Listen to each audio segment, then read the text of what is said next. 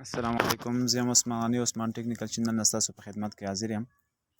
نن تاسو ته داسې اپلیکیشن ښیم چې هغې په مدد سره تاسو خو بیا پټې ویډیوګانې کولی شئ او هغه کیمره چې هغه تاسو ډېره سیکرټ پټه استعمالولی شئ. د هغې استعمال باندې به تاسو نه هېڅوک هم نه خبرېږي او دغه استعمال ډېر په اسانه تاسو کولی شئ. خو د دې نه مخکې تاسو اول پوینټ دا ښیم چې تاسو دا کیمره چې دی داسې ځای کې استعمال کوئ چې هغه ځای چې د استعمالولو وي، مطلب دا تاسو یې غلط استعمال نه کوئ او تاسو د هغې غلط استعمال ونه کوئ. دا ټول مکمل طریقه درته ښیم. که تاسو زموږ چینل نوي سبسکرایب کړی، تاسو زموږ چینل سبسکرایب کړئ او بیل آیکن باندې کلیک وکړئ چې تاسو ته همدغه شانې زموږ نورې ویډیوګانې راځي. تاسو به په پلی سټور سرچ کې ورکړئ بیک ګراوند ویډیو ریکارډر. دغه کیمره چې کله تاسو ته دغه شانې راشي، دغه به تاسو په خپل موبایل کې څه وکړئ، انسټال به کوئ. دا به تاسو سره موبایل کې انسټال شي. چې کله تاسو انسټال کوئ، تاسو به دا اوپن بټن باندې به کلیک وکړئ. دا به تاسو خپل موبایل کې اوپن کړئ.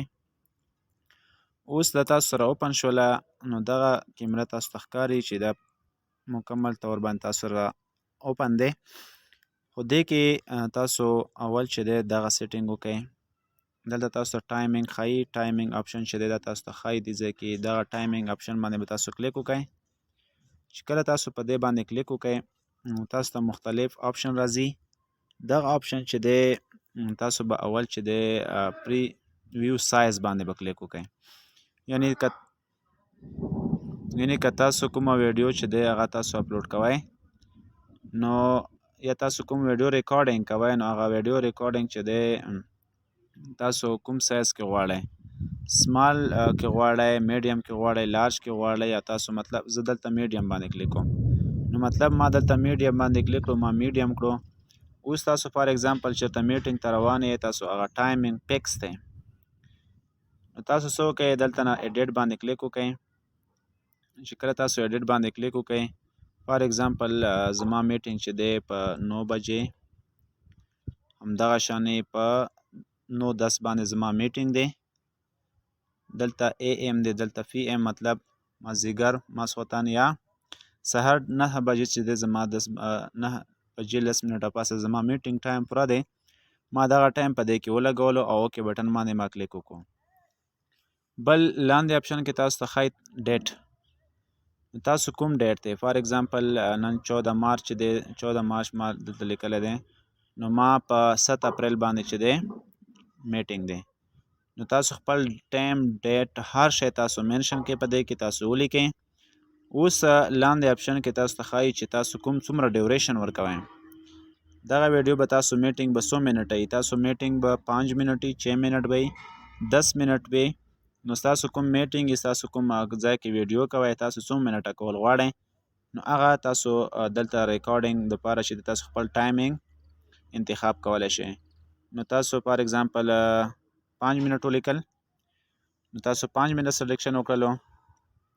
اوس د لاندې آپشن کې تاسو ته ښایي چې تاسو کومه کیمره استعمالوئ. دې دپاره تاسو فرنټ کیمره استعمالوئ، تاسو بیک کیمره استعمالوئ. دلته به تاسو کلیک وکړئ په سویچ بټن باندې. چې کله تاسو سویچ بټن باندې کلیک وکړئ، نو تاسو سره به دغه کیمره راشي فرنټ، او که تاسو فرنټ نه استعمالوئ، تاسو بیک استعمالوئ. او بیا به تاسو څه وکړئ، په سیو بټن باندې به کلیک وکړئ. دا ټول سیټینګ به تاسو سره څه شي، سیو به شي.